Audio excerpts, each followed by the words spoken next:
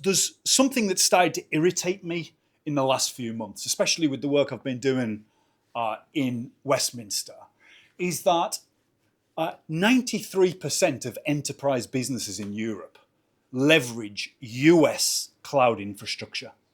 And they leverage US cloud infrastructure because it's really good.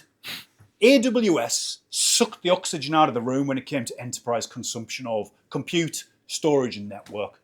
They did it better, they did it faster, and they did it cheaper. And AWS owned it. Microsoft have always evolved the operating system and their OS base, and they're doing great.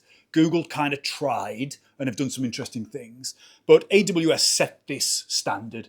And the storage standard, the simple storage service, S3, has become a powerhouse of consumption and storage of sovereign information in Europe. So that's one of the realities of where Europe is today. And it made me analyze what's happening with AI.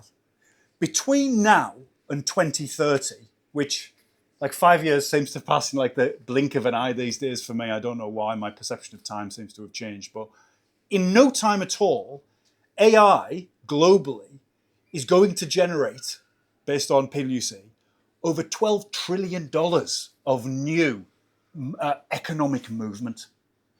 That's bigger than China's GDP. That's bigger than all of Europe's GDP.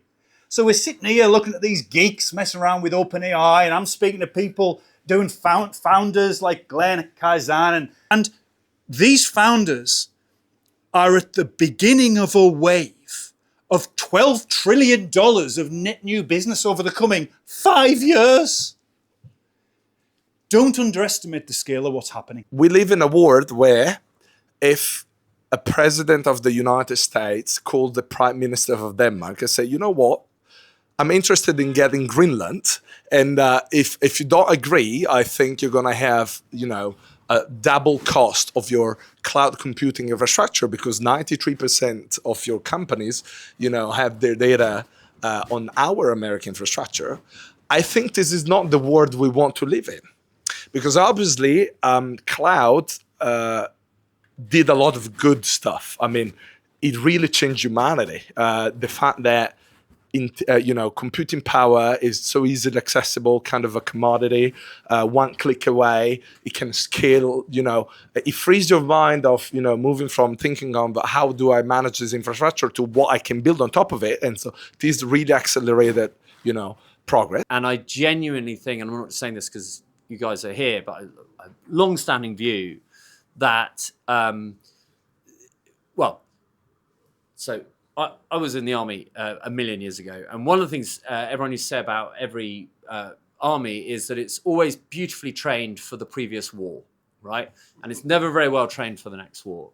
And I think it's the same in the technology environment and actually in the investor community and everyone else. Everyone else is all trained for the cloud revolution, and we're all convinced by further centralization, further hyperscaling.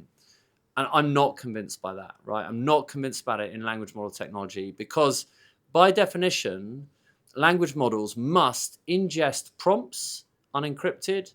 They must ingest chunks where you're doing RAG like us, unencrypted. And they must output outputs unencrypted, right?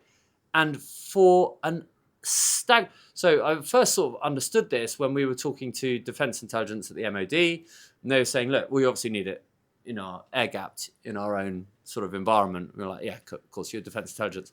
And they were saying, but maybe we could do it not air-gapped for like the less sensitive material we're running Gen AI across. I had the privilege of winning a silver medal in Beijing and a bronze medal in London, 2012, the Home Olympics here, which was amazing.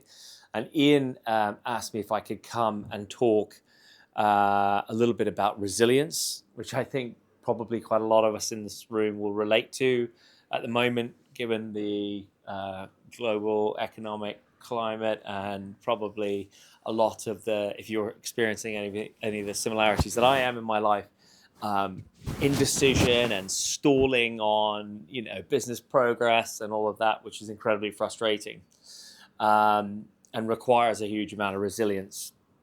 And I guess what I learned from like 20 years being in high performance sport about resilience. So to give you context of what does that mean to me? So in rowing, in the rowing race, the race is 2,000 meters long, right? So you're racing over between 5.5 and 6 minutes. You're taking about 38 to 40 strokes a minute. In my case, I was in an 8, so there's 8 of us plus Scots and 9 people. Your heart rate is an average, sort of minimum, sort of 195, and then sort of peak. In my case, was around 221. Throughout the race, you're taking roughly around 220 strokes. And you have to work in complete unison with 7 other people in front of you. In my case, in front of you or behind you, but you don't look anyone in the face. So you have to have this complete blind understanding, moving completely in unison. So the analogy of like how I would describe a rowing stroke, and a lot of people take it quite for granted, but get in a rowing boat and you'll understand is the technique in rowing is like trying to hit the perfect, golf shot, like Tiger Woods driving off the tee, but standing on a tightrope, right? Because you've got that imbalance, on the water, and then all 8 of you doing it exactly the same together, but your heart rate is, your heart and your blood pressure is about to blow out of your head, and then in couple with that. As you're coming into the last 500 meters of an Olympic final in London, which in my case was the most memorable, you can't hear anything because the crowd is just so insane. It's absolutely, immense. So where does that take us? Well, just the kind of the thing that I'm interested in a kind of global context. The first, like the highest level is, and we were just talking about this earlier, the world is full of inequality. Right, and that's something we should all be generally striving to correct and amend and repair. But the one bit of equality that is universal across the planet is that intelligence is evenly distributed. Right, so that exists everywhere across the world at the same level, and then there's a load of disparity in education and all that sort of stuff. But basically, we're all born the same.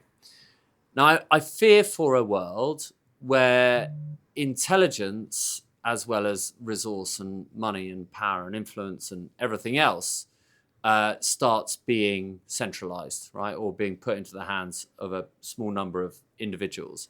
And that's not really what I want to see. I'm super interested in distributed intelligence. I'm interested in distributed language models, and part of our infrastructure is about enabling that kind of stuff. And if we believe generative AI and data-based decision-making is going to grow over the next 5 years, which it is because it's going to generate $12 trillion of net new economic growth, the storage layer, whilst it's not exciting in itself as a component of unlocking, fixing what's happening in the police, the NHS, the military, it's an absolutely essential layer that we as Europeans and as sovereign countries need to keep hold of to keep our data regulatory compliant.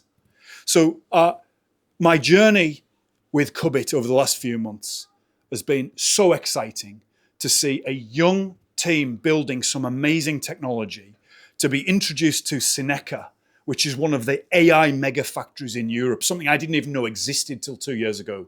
I've got so bogged down in UK regulation to go to Bologna and experience one of the largest supercomputers on the planet connected to an IQM quantum computer to create a hybrid system to run public services funded by the university was an absolute delight, and in many ways inspired this evening.